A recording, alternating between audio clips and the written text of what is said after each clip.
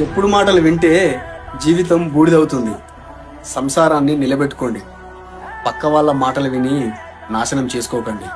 భర్తను వదిలేయడం చాలా సులభం, కానీ తర్వాత నిజం చెప్పనా, ఈ రోజుల్లో కొంతమంది అమ్మాయిలు చేస్తున్న అతిపెద్ద తప్పేంటో తెలుసా? కన్న వాళ్ళు, ఫ్రెండ్స్ లేదా పక్క వాళ్ళు చెప్పే చెప్పుడు మాటలు విని తమ కోసం కష్టపడే భర్తను కాదనుకొని సంసారాన్ని రోడ్డున పడేసుకుంటున్నారు. ఒక్కటి గుర్తుపెట్టుకోండి అమ్మా, నీకు కోపం వచ్చినప్పుడు భర్తను వదిలేయి, నీ బతుకు నువ్వు బతుకు అని సలహాలు ఇచ్చేవాళ్ళు నువ్వు ఒంటరిగా మిగిలిపోయినప్పుడు నీ జీవితానికి గ్యారంటీ ఇవ్వలేరు. సమస్యలు ఏ ఇంట్లో ఉండవు, సర్దుకుపోవడమే సంసారం.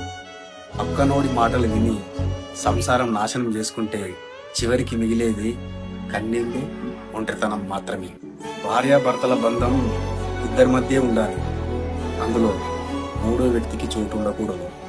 ఎగదోసే వాళ్ళు ఎప్పుడూ బాగుపడరు, కానీ